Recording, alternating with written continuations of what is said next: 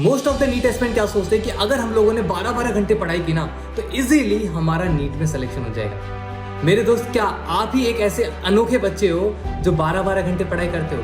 India में 90 to 70, 80% students ऐसे हैं जो 12+ आवर्स पढ़ाई करते हैं। बट सिलेक्शन, नीट के अंदर सिलेक्शन कुछ ही परसेंट, 1 to 2% स्टूडेंट का सिलेक्शन होता है। तो क्या आप लोग क्या सोचते हो कि मैं ही पढ़ाई करता हूँ और कोई पढ़ाई नहीं करता? मेरे दोस्त, आधी से ज़्यादा जनता, 12 घंटा तो दूर की बात मेरे दोस्त, बहुत ज़्यादा पढ़ाई करती है। कुछ बच्चे तो ऐसे होते हैं जो पूरी रात पूरे दिन नहीं सोते, इतनी पढ़ाई करते हैं, उसके बावजूद भी उन लोगों का सिलेक्शन नहीं होता है। और होता है कितने बच्चों का सिलेक्शन है? Only 1 to 2%। तो आज इस वीडियो में हम लोग यही डिस्कस करने वाले मेरे दोस्त कि आपको ऐसा कैसा शेड्यूल रखना चाहिए, आपका डे, आपका मॉर्निंग से इवनिंग तक आपको कैसे शेड्यूल रखना चाहिए ताकि आपका हर एक चीज, रिवीजन, बैकलॉग, टेस्ट पेपर्स, हर एक मॉक टेस्ट में आपका अच्छा स्कोर आना चाहिए। ये चीजें बच्चे 12-12 घंटे पढ़ने के बाद भी डिफिकल्टी फेस करते हैं कि भैया बैकलॉग हो रखा है, भैया रिवीजन नहीं हो पा रहा, भैया चीजें समझ नहीं आ रही, भैया मॉक टेस्ट में पेपर में नंबर ही नहीं आ रहे, क्या करें? सो आज इस वीडियो में हम लोग बहुत ही डेप्थ में आपका शेड्यूल प्लस ये सारी इश्यूज हम लोग सॉल्व करने वाले हैं। तो बड़े ध्यान से सुनना, और बहुत सारा कंटेंट है जो मैंने टेलीग्राम पे डाल दिया, तो आप लोग चेक कर लेना। सबसे पहले सबसे इंपॉर्टेंट है नोट्स रिवीजन।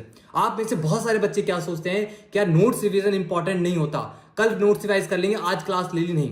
मैं टू द पॉइंट बात करूंगा। सबसे पहले आता है नोट्स रिवीजन। नोट्स रिवीजन बहुत इंपॉर्टेंट रोल प्ले करता है।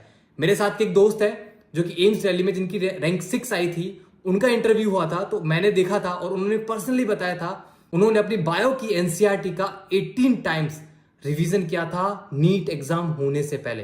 तो आप लोग सोच सकते हो कि रिवीजन आपके सिलेक्शन में 70 to 80% रोल प्ले करता है। बट अब बात आती है कि भैया रिवीजन सही तरीके से किया कब जाता है और कैसे किया जाता है। सबसे इंपॉर्टेंट है, जब भी आप क्लास से आते हो, अपने कोचिंग से आने के बाद विद इन एक हाफ एन आवर या फिर 1 आवर का रिलैक्स लेने के बाद आपको तुरंत अपना नोट्स रिवाइज करना है। अब नोट्स रिवाइज करने में भी ऑर्डर क्या होना चाहिए, क्योंकि नोट्स रिवीजन में ऑर्डर मैटर करता है, आपका कॉन्फिडेंस। अगर आपने नोट्स रिवीजन के अंदर अपना ऑर्डर अच्छे से रखा तो आपका कॉन्फिडेंस बिल्डअप होगा और नोट्स आपको अच्छे से समझ में आएंगे और आपको कॉन्फिडेंस इंक्रीज होगा। तो सबसे पहले कोचिंग से आने के बाद 1 घंटा ब्रेक लेना है, और ब्रेक लेने के बाद आपको सबसे पहले अपना बायो रिवाइज करना है, बायो के बाद केमिस्ट्री रिवाइज करना है, केमिस्ट्री के बाद फिजिक्स रिवाइज करना है। और सबसे इंपॉर्टेंट डाउट होता है बच्चों का कि भैया रिवीजन में बहुत टाइम लगता है। बहुत अच्छी बात है, अगर आप लोग को रिवीजन में टाइम लग रहा है तो इसका मतलब आपके कंसेप्ट वीक हैं और आपको उन्हें और स्ट्रॉन्ग करना चाहिए, आपको और अच्छे से रिवाइज करना चाहिए। अब आता है बात कि भैया होमवर्क कब करना चाहिए। होमवर्क आपको, जैसे आपने बायो किया तो बायो के जस्ट हाफ एन आवर, मतलब उसके कंटिन्यू में ही आपको अपना होमवर्क कर लेना है। मैं ये क्यों कह रहा हूं कि क्लास के आने के बाद आपको नोट्स रिवाइज करना है, इंपॉर्टेंट है मेरे दोस्त, क्योंकि अगर आप लोगों ने 10 to 12 आवर्स का गैप दिया, क्लास और नोट्स रिवीजन के बीच में 10 to 12 आवर्स का गैप दिया, तो आप लोग सब कुछ भूल जाओगे कि मेरे को क्लास में टीचर ने किस वे में, किस मेथड से ये टॉपिक समझाया था। तो इसीलिए आप लोग को सोने से पहले पूरा नोट्स और होमवर्क करके सोना है। कोटा में आप लोग सोचते हैं कोटा में सिलेक्शन ऐसे हो जाते हैं। मेरे दोस्त, कोटा में आप लोग जब जाओगे और देखोगे ना, बच्चे 4-5 बजे तक, सुबह के 4 से 5 बजे तक अपना होमवर्क और नोट्स रिवीजन कर रहे होते हैं। उनका मेन मोटो ये होता है कि सोना तभी है जब नोट्स रिवाइज हो जाएंगे, होमवर्क हो जाएंगे। उसके बाद सबसे इंपॉर्टेंट होता है आपका रिवीजन ऑफ लास्ट टॉपिक। अगर आप लोगों ने लास्ट टॉपिक का रिवाइज नहीं किया तो जो प्रेजेंट अपकमिंग डेज के अंदर जो टॉपिक्स आपको टीचर्स पढ़ाने वाले हैं वो आपके पल्ले नहीं पड़ने वाला, मतलब समझ में नहीं आने वाला। तो सबसे इंपॉर्टेंट होता है कि अगर कल आपको कोई टॉपिक कंप्लीट हुआ था तो आप उसको नेक्स्ट क्लास से पहले उस टॉपिक को रिवाइज करना है। कैसे रिवाइज करना है? रिवीजन का सबसे बेस्ट टाइम होता है morning phase. Most of the student क्या करते हैं, लेट उठते हैं, फिर लेट उठने के बाद फिर डिमोटिवेट फील करते हैं कि यार अब तो पूरा दिन निकल गया। बट एक जो बच्चा सिस्टमैटिक वे से पढ़ता है वो बच्चा अपने मॉर्निंग की शुरुआत सुबह 4 या 5 बजे से करता है और सुबह 4 से लेकर सुबह के 9 बजे तक अपना रिवीजन का फेज रखता है। मॉर्निंग फेज एक ऐसा फेज होता है जिसके अंदर आप लोग जो भी चीजें रिवाइज करते हो, जो भी चीजें पढ़ते हो, वो आपकी लॉन्ग टर्म मेमोरी में स्टोर होता है। तो इसीलिए जो भी टॉपिक्स आपकी क्लास में फिनिश हो चुके हैं, आप सभी को उन टॉपिक्स को सुबह 4 बजे से और सुबह के 9 बजे तक एनी हाउ रिवाइज कर लेना है। और सीक्वेंस क्या होना चाहिए? Bio, chemistry, physics. अब इसके अंदर बहुत सारे बच्चे बोलते हैं कि भैया क्वेश्चन प्रैक्टिस के लिए क्या करना है। अगर आपके पास इनफ टाइम है, आपकी रिवीजन स्पीडिंग बहुत अच्छी है, तो आप लोग क्वेश्चन प्रैक्टिस भी कर सकते हैं। बट मैं पर्सनली आपको सजेस्ट करूंगा कि क्वेश्चन प्रैक्टिस के लिए एक special day like Sunday dedicate करें कि इस दिन मुझे इस चैप्टर के सिर्फ क्वेश्चन प्रैक्टिस करने हैं। अब आता है थर्ड मोस्ट इंपॉर्टेंट डाउट, आपका बैकलॉग कंप्लीशन। बहुत सारे बच्चे बोलते हैं कि यार भैया बैकलॉग बहुत ज्यादा है, कैसे करेंगे। सबसे इंपॉर्टेंट होता है कि अगर आप सभी ने कोचिंग से आने के बाद विद इन 1 घंटे के बाद आपने सारा सिलेबस जो आपको क्लास में आज कराया गया था वो रिवाइज कर लिया है, होमवर्क कर लिया है, और मॉर्निंग में नेक्स्ट डे मॉर्निंग में आपने अपना प्रीवियस टॉपिक सारे रिवाइज कर लिए, उसके बाद भी आपके पास 6 to 5 आवर्स रिमेनिंग होते हैं। ये 6 to 5 आवर्स जो बच्चे जो स्मार्ट वे से पढ़ते हैं वो लोग डेडिकेट करते हैं किस चीज के लिए, अपने बैकलॉग कंप्लीशन के लिए और अपने टेस्ट पेपर के प्रैक्टिस के लिए। तो मेजरली सबसे पहले आप सभी को प्रायोरिटी क्या देना है, आपको प्रायोरिटी देना है अपने बैकलॉग कंप्लीशन के लिए।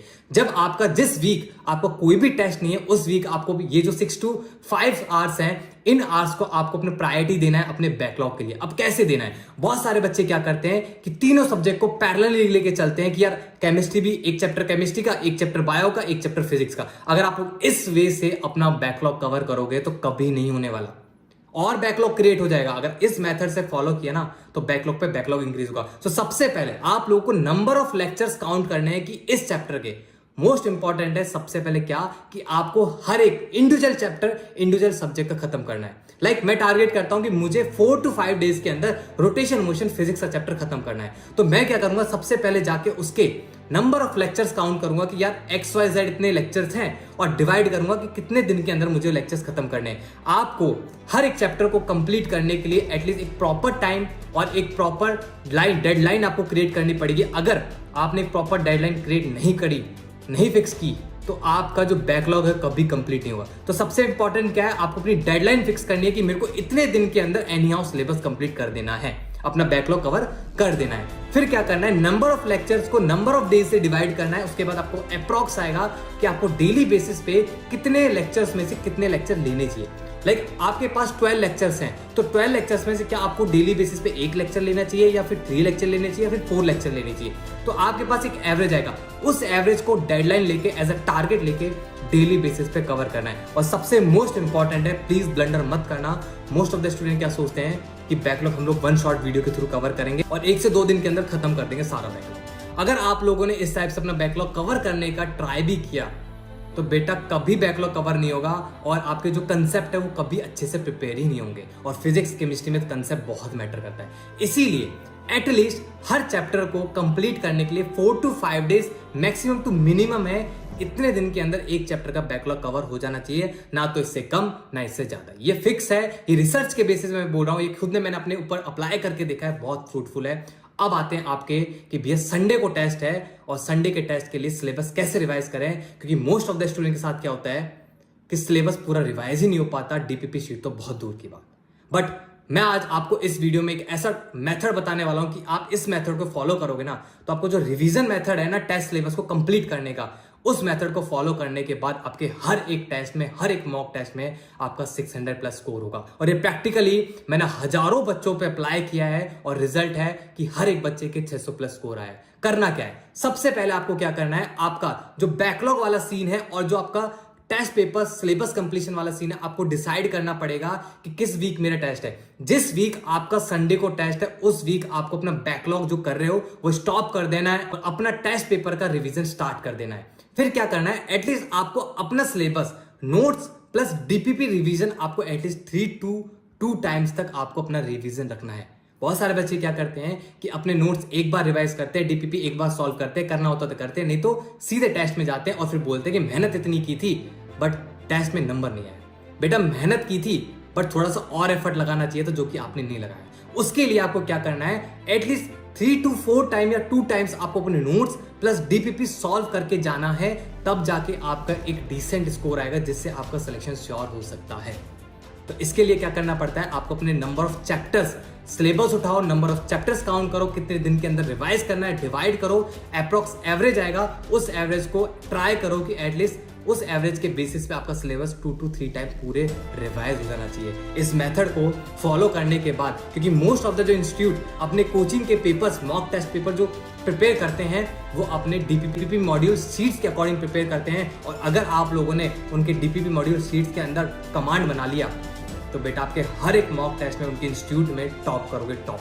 So all the very best, अच्छे से करना। और ये जितना भी ट्रिक्स है इनको फॉलो करके देखना। रियली गाइज मैं बता रहा हूँ आप सभी के लिए बहुत फ्रूटफुल है। और ये बहुत बच्चों पे मैंने रिसर्च किया है, हजारों बच्चों को लास्ट 2-3 ईयर से मेंटोर कर रहा हूँ, उनके बेसिस में आप सभी को ये रिसर्च डेटा देता हूँ। इसको फॉलो करने के बाद डेफिनेटली आप लोग अपने गोल के बहुत ही करीब होंगे और अचीव भी कर लोगे। So all the very best. Telegram की लिंक गिवन है, बहुत सारी books, mock papers, mentors and all सब कुछ अवेलेबल है टेलीग्राम पे, सो यू कैन ज्वाइन। और ऑल द वेरी बेस्ट, अच्छे से प्रिपरेशन करें।